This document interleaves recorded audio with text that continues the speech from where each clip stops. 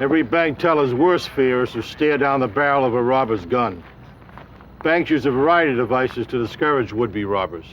Security cameras, silent alarms, and exploding die packs. But when an elusive bank robber targeted Seattle's banks, none of these precautions were effective. I'm Jim Kallstrom, former head of the FBI's New York office. It would take cunning, precision, and patience to capture a master of disguise the FBI knew only as Hollywood. Security strategies in Seattle banks at this time included using marked bills to trace stolen money. Another tactic was die packs.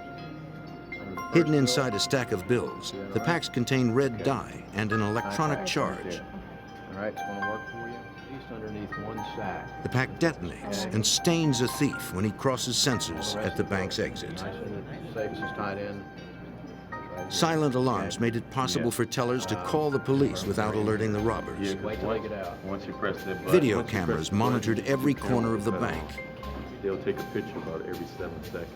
So far, Hollywood had somehow managed to defeat all these measures. You need to give us a call. July 13th, 1994. Hollywood attacked his 10th bank in 2 years. He used a stun gun to threaten bank employees.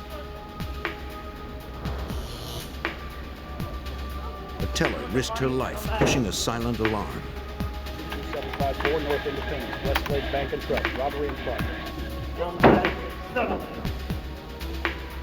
Hollywood looted the cash drawer, unaware that patrol units were racing to the scene. Shut up and don't touch anybody! You know, A3, don't touch anyone. Go!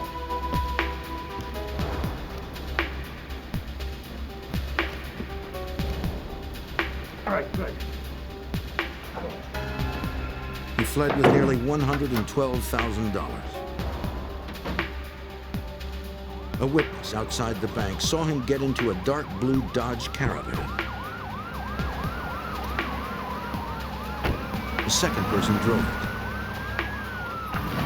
The witness was unable to see the vehicle's license tag.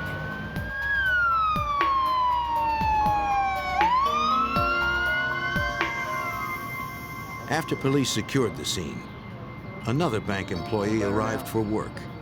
Oh, very good, thank you. Just tell me what you saw. He told police about an incident on the previous day.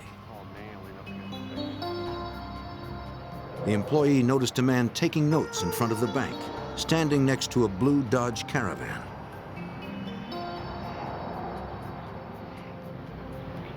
The witness said he was too far away to get a good look at his face. I appreciate you coming forward. And, if you can think of any other details.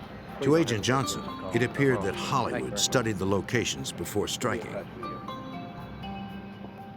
He would scout out the banks days before, get a feel for the layout, who came, who went from the bank at given times.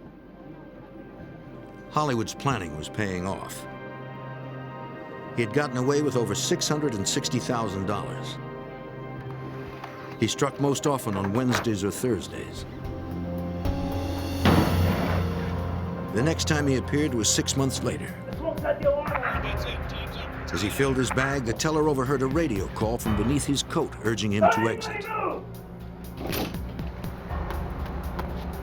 When he passed the bank's sensors, a die pack exploded. For the first time, he had failed in a robbery attempt. A witness outside the bank took down the license plate number of the getaway car. Special Agent Johnson was able to trace the vehicle.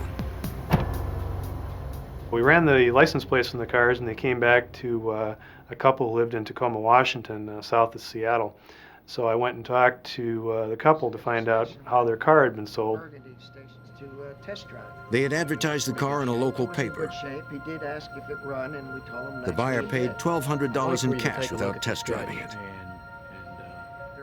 The couple described the buyer as a white male in his late 30s or early 40s, of medium height and weight.